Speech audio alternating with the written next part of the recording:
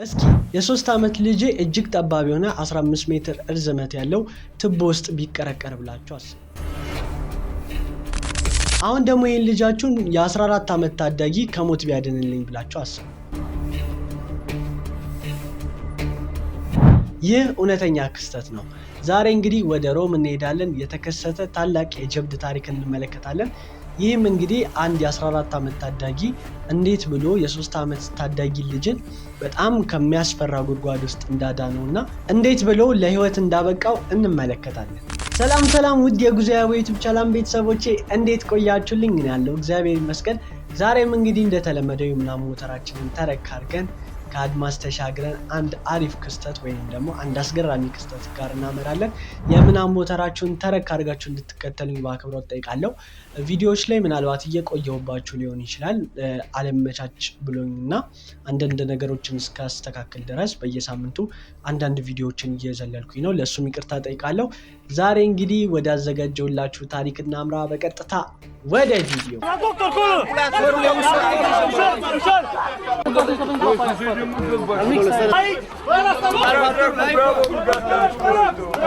ኤፕሪል 2013 ወደ ተፈጠረ አንድ ክስተት ነው የምወስዳችሁ። በዛሬው ክስተታችን በ2013 በኤፕሪል ወር ላይ ሴግራሲያ ሮማኒያ በምትባል ቦታ የተከሰተ አንድ ታላቅ ክስተት አለ። ይህም ክስተት እንግዲህ የ3 ዓመት ልጅ የሆነው ጋብርኤላ በጣም በትንሽነት እድሜው 15 ሜትር ርዝመት ጉድጓድ ውስጥ በጠባብ ሁኔታ ሊገባ ቻለ ማለት ነው። ይህም እንግዲህ ለውሃ ማውጫነት የተሰራች ቀጭን ቱቦ ነች።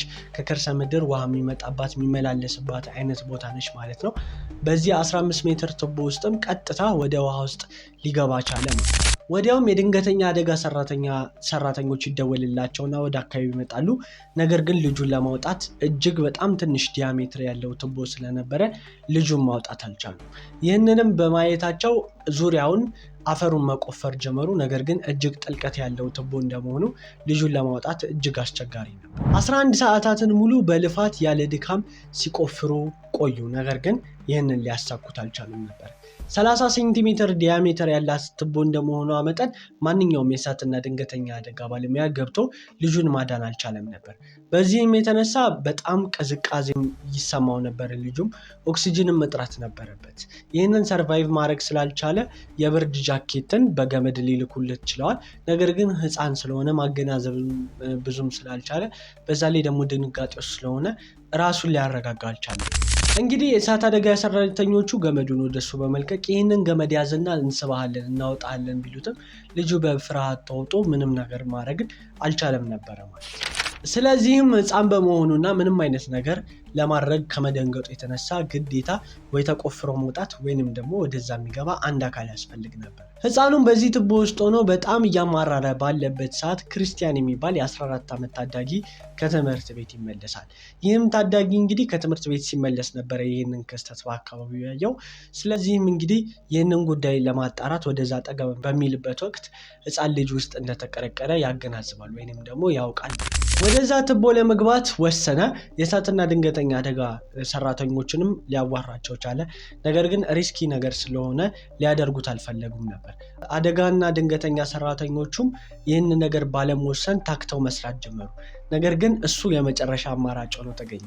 ስለዚህም እንግዲህ ክርስቲያን እንዲታሰር ተደረገ። ወገቡን፣ ትከሻውንና የተለያዩ ሰውነቶቹ ለደህንነት እንዲታሰር ተደረገ። ከዛ በኋላም ኦክሲጅንን ተሸክሞ መግባት ምናልባት እሱ ላይም አደጋ ያመጣል ወይም ደግሞ ሸክም ያበዛል ስላሉ ኦክሲጅን ከውጭ በማድረግ ኦክሲጅን ቲዩቦችን ወደ ውስጥ ልከው በአፉ ሰጡት። እንዲሁም ደግሞ በኮንፊደንስ ዝግጁ እንደሆነ ነገራቸው። በአናቱ ላይ ደግሞ ልክ እንደ ጎፕሮ አይነት ባትሪ ወይንም ደግሞ ሄድላይት አሰሩለት ማለት ነው። ይህንንም እንዳደረገ የእሳትና ድንገተኛ አደጋ ሰራተኞቹ ይህንን ነገር ለማድረግ ዝግጁ ነው ወይ ብለው ብዙ ጊዜ ጠይቀውታል። እሱ ግን ያለምንም ማመንታት እንደሚስማማና እንደሚያደርገው ነገራቸው ማለት ነው። ልጁን እንዴት ማውጣት እንዳለበትም ሙሉ ቅድመ ተከተሉንና የፈርስት ኤድ አሰጣጡን ነገሩት። እንዴት አድርጎ ከዛ ነገር እንደሚወጣ ሙሉ መረጃውን ሰጡት ማለት ነው። በቀጥታ አስረው እንግዲህ ወደዛ ቱቦ በአናቱ በኩል እግሩን ወደ ላይ አድርገው ዘቅዝቀው በገመዱ ለቀቁት። ከዚህም ቀጥሎ እንግዲህ የተከሰተው ነገር ምልክት ሰጣቸው ወይንም ደግሞ በእግሩ ገመዱን ኪክ አረገላቸው ወይንም ጎተት ሲያደርግላቸው ልጁን እንደያዙ ተረዱና ይስቡት ጀመር ማለት ነው። ጎትተውም አወጡትም። ጎትተው ሲያወጡት ግን በጣም የኮሩበትን ነገር ነው ያዩት። ይህንን ልጅ እንግዲህ ከሞት ሊታደገው ይችላል። እዛ ውሃ ውስጥ ተዘብዝፎ ሊሞት ወይንም ደግሞ ሲንክ ሊያደርግ የነበረ ልጅ ወይንም ደግሞ ሌላ ከፍተኛ የኦክሲጅን እጥረት ሊሞት የነበረ ልጅ እንግዲህ አትርፎታል ወይንም ደግሞ አድነውታል። በዚህም የተነሳ እንግዲህ ሙሉ የአካባቢ ሰው ብዙ ሰው ሊያደንቀው ሊያከብረው፣ እሳትና ድንገተኛ አደጋ ሰራተኞቹም በጣም ሊያመሰግኑት ችለዋል። ጋብርኤላንም እንግዲህ ወዲያውኑ በአምቡላንስ ወሰዱትና አምቡላንስ ውስጥ የመጀመሪያ እርዳታውን ማግኘት ቻለ። ብዙ ሰዎች ክርስቲያንን አበረታተውታል፣ ኮንግራ ብለውታል። እንዲሁም ደግሞ የተለያዩ ሙገሳዎችን አቅርበውለታል ማለት ነው። ክርስቲያን ከወጣ በኋላ እንግዲህ ቃለ መጠይቆችን ሰጥተው ነበረ። ይህም እንግዲህ ያለው ነገር ምንድን ነው? አልፈራውም ነበር፣ እኔ ምንም አይነት ስጋት አልተሰማኝም። በእርግጥ ጉድጓዳ ጋር እስከደርስበት ያለች ሰዓት ትንሽ ጭንቀት ነበራት። ነገር ግን ወደ ውስጥ መግባቴን ስወስን ምንም አይነት የፍርሃት ስሜት አልተሰማኝም ብሏል። በዚህም የተነሳ እንግዲህ ዜናውን ዓለሙን በሙሉ ሞላ። ብዙ ሽልማቶች ከዓለም ዙሪያ ጎረፉለት። ከከተማዋ ከንቲባም በርካታ ስጦታዎች እና በርካታ ደስ የሚሉ ነገሮች ተደረጉለት። ከነዚህም ታላላቅ ነገሮች መሃል በስሙ አንድ ጎዳና ወይንም ደግሞ አንድ መንገድ ተሰየመለት። እንዲሁም ደግሞ ብራንድ ኒው የሆነች ቆንጆ ባይስክል ለሱ ተሸለመ ማለት ነው። ሀገሪቱ ላይ ያሉ ታላላቅ የጀግንነት ሽልማቶችን በተለያዩ አዋርዶች ሊሰጡት ወይንም ደግሞ ሊሸለም ይችላል። በተጨማሪም እንግዲህ ድህነት ህይወት ውስጥ የነበረ ከአያቱ ጋር ይኖር የነበረ ልጅ እንደመሆኑ እናቱ በልጅነቱ ትታው ስለሄደም ይህ የሀገሪቱ መንግስት ቤት የሚሰሩበትን ወጪ ከነ ቦታው ሊሰጣቸው ይችላል ማለት ነው።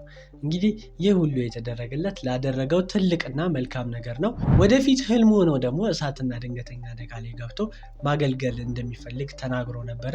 ይህንንም እንግዲህ በፈለገው ሰዓት እድሜው ሲደርስ እንደሚያደርጉለት ቃል ገብተውለታል።